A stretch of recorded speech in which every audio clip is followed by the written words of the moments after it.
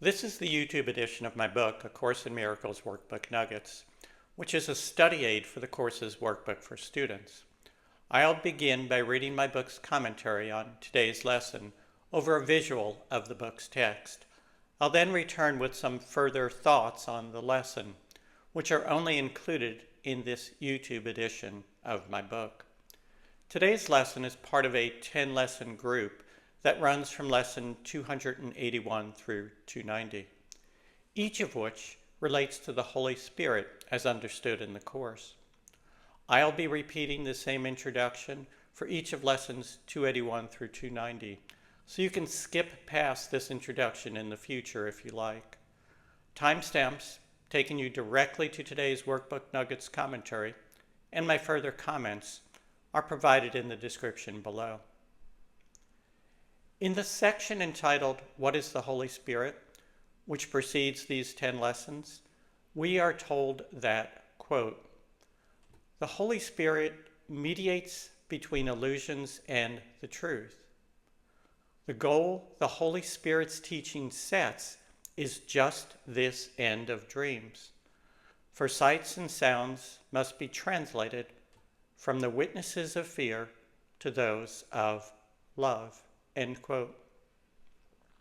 We are further told that, quote, the Holy Spirit is God's gift by which the quietness of heaven is restored to God's beloved Son, end quote. Today's lesson from my book and my further thoughts, which are also only contained in this YouTube edition of my book, follow. A link to the book on Amazon.com is provided below. Lesson number 288, October 15. Let me forget my brother's past today. It is difficult to find enlightenment solely by looking within. Surprisingly, it is far easier to find yourself in others. You can find yourself in others because everyone shares the one self with you. But to see the one self in others, you must escape the past.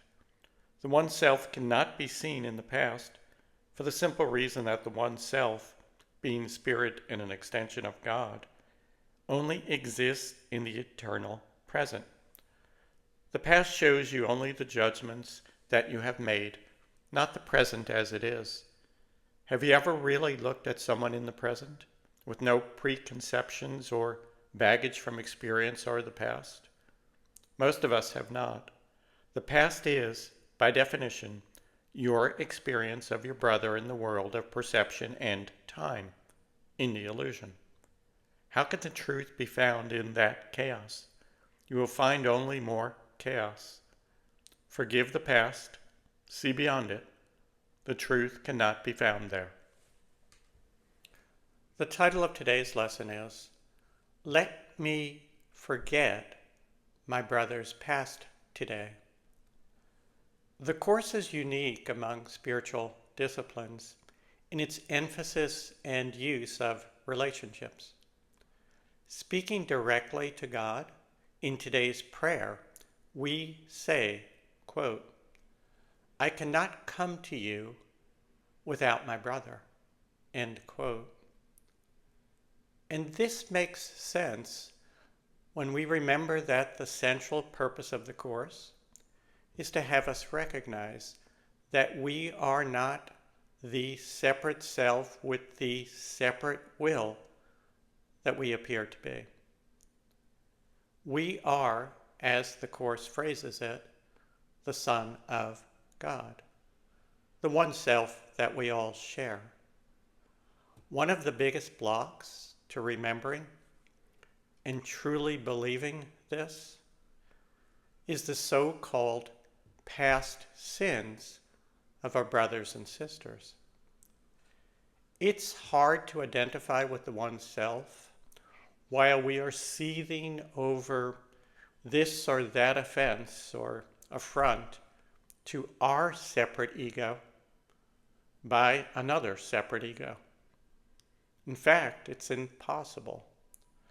Thus the title of today's lesson, Let Me Forget My Brother's Past Today. To dwell on the past is to keep us in the world of separate selves, the illusion. It is one of the biggest blocks we need to overcome.